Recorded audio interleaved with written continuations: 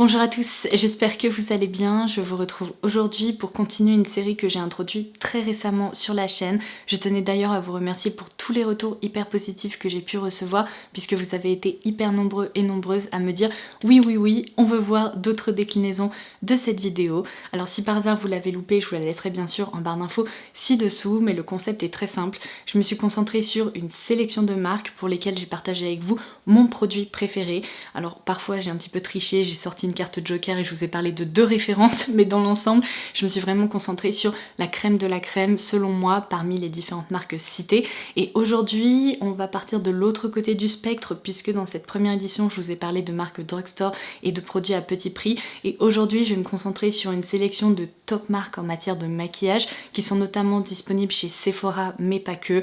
Parfois on les retrouve sur d'autres sites avec des bons plans et tout, et si c'est le cas évidemment je vous indiquerai ça en barre d'infos. Mais du coup si ce concept vous plaît toujours, n'hésitez pas à liker cette vidéo, à vous abonner pour voir les prochaines éditions que je vous prépare, et n'hésitez pas également à participer en me laissant un petit commentaire ci-dessous et en partageant vos références préférées parmi les marques dont on va discuter aujourd'hui. Donc eh bien écoutez, c'est parti, on commence tout de suite. Je commence par l'une de mes marques préférées en matière de maquillage de luxe ou de maquillage plus premium.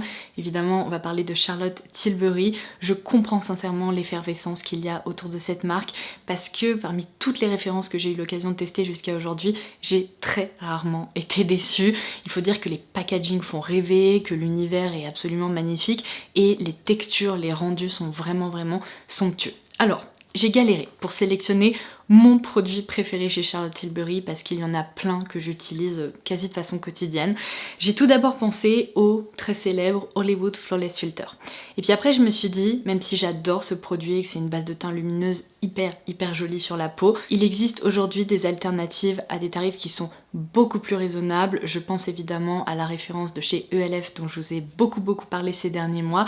Donc finalement ce produit-là a été détrôné, on va dire. Ensuite j'ai bien évidemment pensé à la déclinaison highlighter crème, toujours dans cette collection Hollywood, puisqu'il s'agit d'un des produits iconiques de la marque et que vraiment c'est l'un de mes highlighter crème préférés. La finesse de sa texture est juste bluffante, c'est un produit qui peut se travailler directement au doigt sur le visage et qui réfléchit hyper bien la lumière. C'est de nouveau l'highlighter que je porte aujourd'hui et à chaque fois que je m'en sers, je suis bluffée, donc c'est définitivement l'un de mes produits préférés. Mais si vraiment je ne devais choisir qu'une seule référence chez Charlotte Tilbury, eh bien je pense que je choisirais les rouges à lèvres et tout particulièrement ceux de la collection Hot Lips 2 qui sont vraiment mes préférés, ou ceux de la gamme Matte Revolution, tout simplement parce que je pense que vous pouvez l'observer, ces produits ce sont de véritables bijoux, les écrins sont somptueux et les formules sont tellement agréables à porter, tellement jolies, les couleurs sont hyper réussies, et à chaque fois que je porte un rouge à lèvres Charlotte Tilbury et particulièrement les références que je viens de vous citer, il y a quelque chose qui se passe. Et pour moi, c'est vraiment ça qu'on recherche lorsqu'on investit dans un produit plus luxueux. On a envie que ce soit une expérience à part entière et je trouve que c'est vraiment le cas avec ces rouges à lèvres. Alors pour les Hot Lips 2, je dois vous avouer que les packaging ils sont vraiment pour beaucoup parce que, non mais regardez-moi ça, c'est juste incroyable. On a ici un fond un peu ciel étoilé avec une lune, des étoiles, c'est sublime. J'ai également cette version là avec un effet un peu illusion d'optique avec des panthères, etc. Et comme je vous l'expliquais, les textures, elles sont fines, elles tiennent bien, elles sont jolies. Bref, je n'ai à peu près que des points positifs à vous partager avec vous à propos de ces rouges à lèvres. Et pour les Matte Revolution, ce que j'aime vraiment beaucoup, c'est qu'on retrouve ce fini mat velouté qui n'est pas épais, qui ne dessèche pas. Donc ceux-là sont un petit peu plus satinés et ceux-là, comme je vous l'expliquais, tendent plus vers un univers mat. Sur les lèvres aujourd'hui, je porte la teinte Nude Romance qui fait définitivement partie de mes rouges à lèvres nude préférés. Je passe ensuite à la marque NARS et vous savez quoi, j'ai failli de nouveau opter pour un rouge à lèvres puisqu'il y a une référence chez NARS que j'utilise maintenant depuis plus de 10 ans, il s'agit des Velvet Matte Lip Pencils. Seulement quand j'y réfléchis bien, je pense que cette référence a été détrônée par ce produit qui est le meilleur bronzer crème que j'ai eu l'occasion de tester jusqu'à aujourd'hui. J'ai été bluffée dès la première utilisation et aujourd'hui je suis complètement accro, je ne peux plus m'en passer, je m'en sers de façon quotidienne. C'est vraiment la crème bronzante la plus facile à utiliser puisqu'elle se répartit en quelques coups de pinceau. Franchement, elle permet de bien définir le visage, d'apporter un effet un peu ombré parce que comme vous pouvez le voir, la teinte la plus claire n'est pas orange, elle est vraiment assez neutre, donc ça fonctionne très très bien même pour du contouring, mais on peut aussi réchauffer le teint, ça se mélange avec n'importe quel fond de teint ou blush, etc. J'ai jamais de démarcation lorsque je m'en sers et c'est vraiment ce que je recherche avec mes produits que j'utilise au niveau des joues.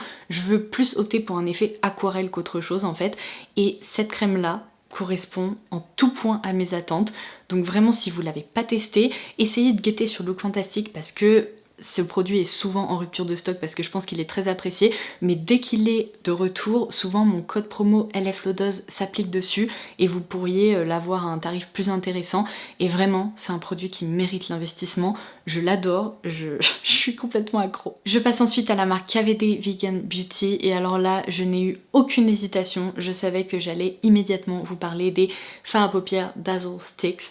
Je n'ai qu'un seul regret par rapport à ces produits, c'est que depuis leur lancement, il n'est pas étendu la gamme en nous proposant plein de nouvelles couleurs parce que je pense que ce sont des produits qu'on peut complètement collectionner et quand on aime les fards à paupières lumineux avec un effet métallique, ceux-là, ils sont quand même hyper réussis et ils sont faciles d'utilisation et je pense que c'est pour ça que autant de personnes les aiment.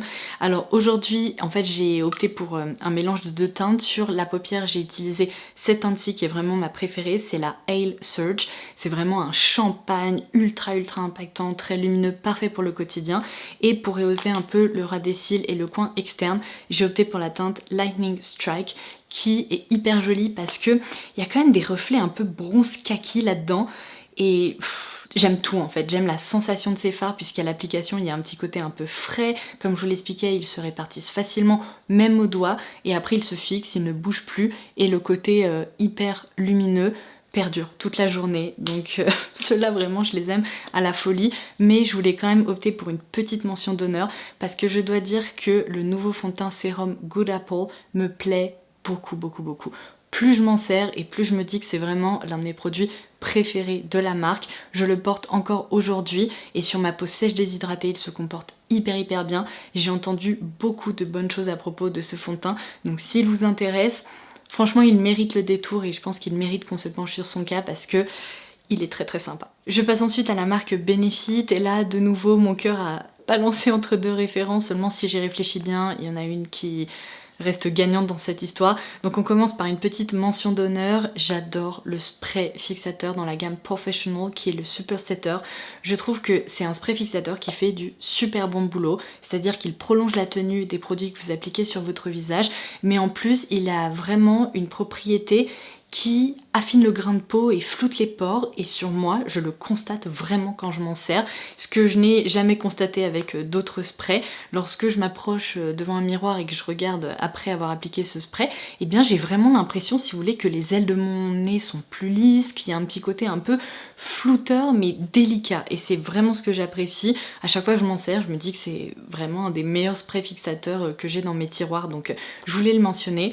En revanche, quand je pense à Benefit, eh bien immédiatement je pense aux petites boîtes à blush que j'utilise depuis des années et des années. Ça aussi, ça doit être des produits que j'utilise depuis bientôt 10 ans parce que elles ont été repensées pas mal de fois, les packaging ont changé et récemment ils ont agrandi la gamme, ils proposent de nouvelles teintes et c'est vrai que ces blushs donnent le sourire et franchement c'est important de noter que je suis pas une grande utilisatrice de blush poudre, je préfère 1000 fois les blush crème, mais ceux-là sont hyper réussis. La pigmentation est au rendez-vous, seulement il se travaille facilement grâce à la finesse de la texture, le rendu est toujours joli, naturel, effet bonne mine et tout.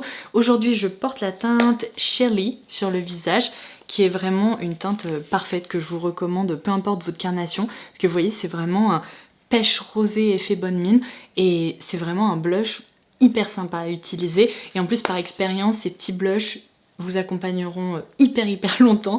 Vraiment, je crois que j'ai jamais réussi à en terminer un seul. Mais voilà, c'est un bon investissement, ce sont de super produits. Et alors puisque je suis lancée sur le blush, vous savez quoi, je vais vous parler de la marque MAC Cosmetics parce que mon produit préféré chez MAC, c'est aussi une référence de blush, il s'agit des Glow Play.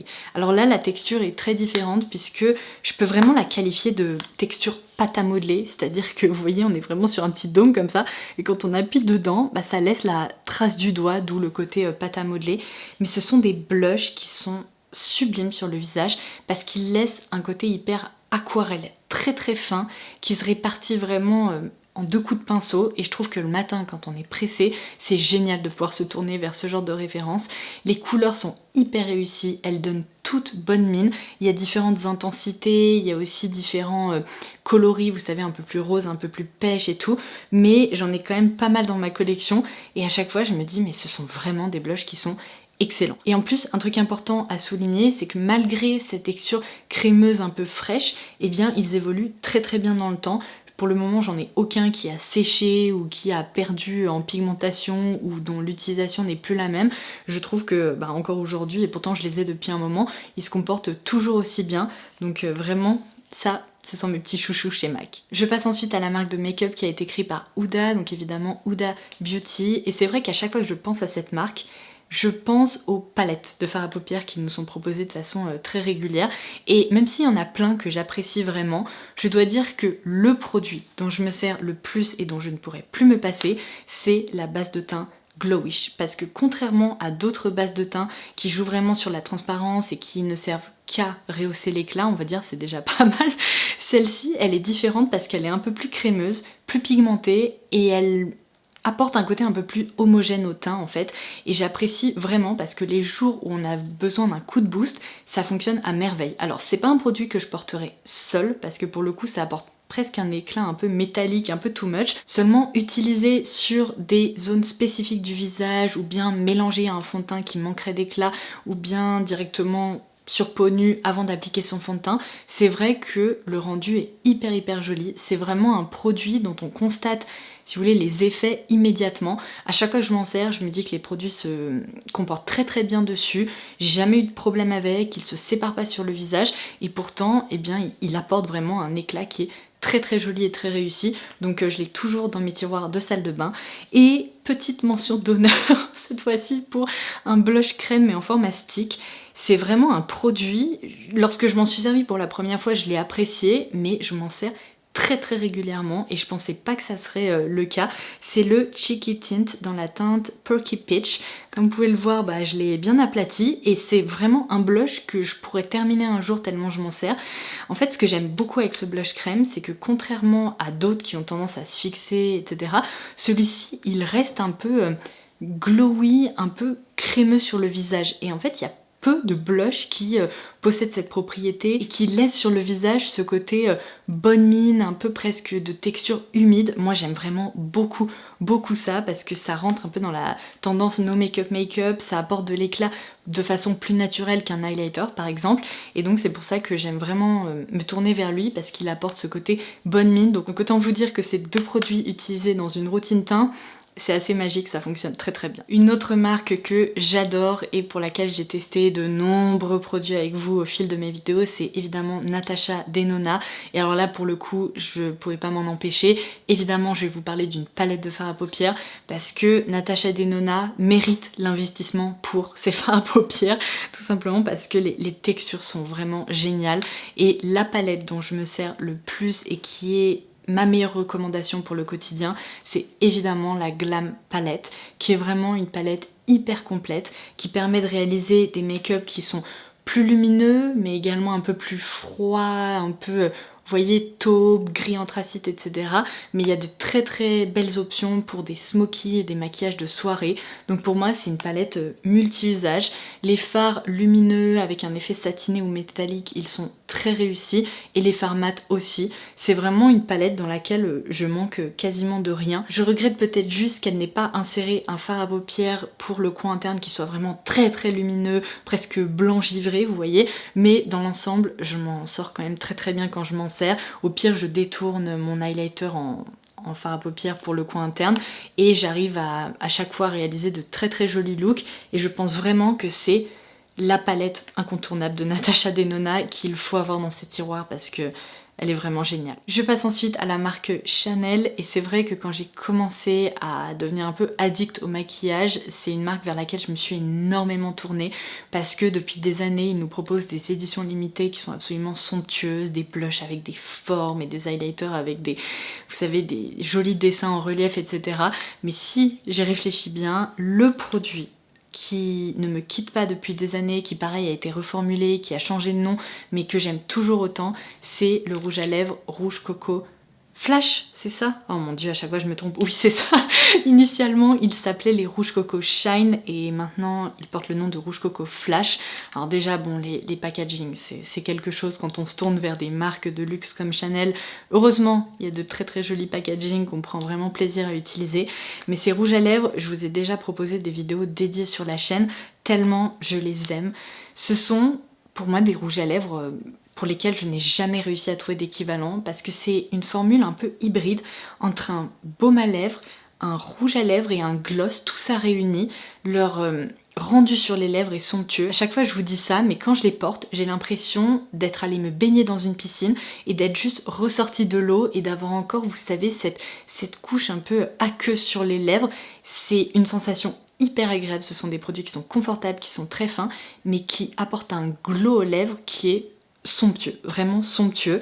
Les couleurs sont très très sympas, il y en a qui sont un peu plus pigmentées que d'autres, il y a des couleurs aussi nude pour le quotidien, mais à chaque fois que je les porte, je me dis ça c'est quand même un petit bijou dans mes tiroirs et de l'industrie cosmétique tout simplement, parce que ils sont jusqu'à ce jour pour moi complètement inégalés. Et bien justement, en parlant de glow et de gloss, je passe à la marque Fenty Beauty et si j'y réfléchis bien, pour moi le produit incontournable chez Fenty, ce sont définitivement les Gloss Bomb.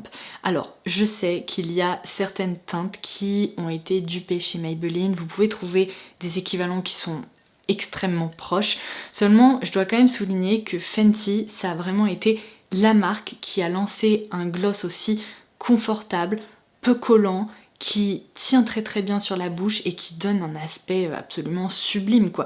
Autant j'aime pas les repulpeurs pour les lèvres parce que souvent ça pique et c'est très désagréable à part certaines rares références, autant là je trouve que c'est un gloss qui fait presque le boulot d'un produit repulpant tellement c'est beau à observer sur la bouche. Alors il y a des teintes qui sont vraiment parfaites pour le quotidien, mais ce que je vous recommande chez Fenty, c'est de guetter les coffrets en édition limitée, parce que parfois il y a des teintes comme ça absolument sublimes qui se glissent dedans, et ça vous permet d'expérimenter avec cette texture qui est très réussie, mais avec des couleurs un petit peu plus peps ou un peu différentes. Donc ouais, ça vraiment je pense que ça reste mon produit Fenty préféré. Et alors je passe à la 10e et dernière marque que j'ai sélectionnée pour cette vidéo, puisqu'évidemment j'ai conscience qu'il y a plein d'autres marques dans nos parfumeries en matière de maquillage et de skincare, ça pourra faire l'objet d'autres vidéos bien sûr.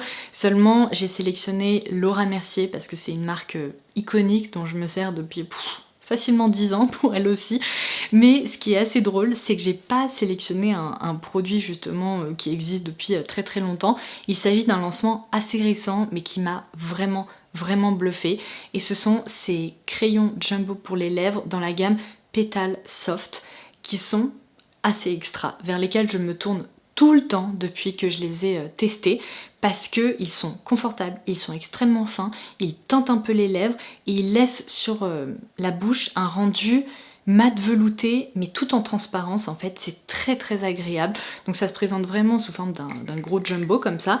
Vous n'avez pas besoin de taille crayon, c'est facile, ça peut se glisser dans le sac, et la teinte vers laquelle je me tourne tout le temps c'est la teinte Ella qui est très très sympa. Il y a aussi la teinte Jeanne qui est un peu plus rehaussée que j'aime beaucoup, mais c'est trop facile, franchement on n'a presque même pas besoin de miroir à l'application, on peut crayonner ça sur ses lèvres et comme je vous le disais la tenue est bonne, le confort est au rendez-vous et la texture est tout simplement très très réussie. Donc ça je dois dire que ce sont des produits qui m'ont vraiment étonnée et que j'ai complètement adopté. Et bien voilà, ce sera tout pour aujourd'hui. J'espère que ce best-of vous aura plu et qu'il aura pu vous aiguiller. Je vais d'ores et déjà commencer à travailler sur mes prochaines sélections et différentes thématiques pour cette série. Mais en attendant la prochaine, je vous embrasse très très fort et je vous dis à très vite. Bye bye!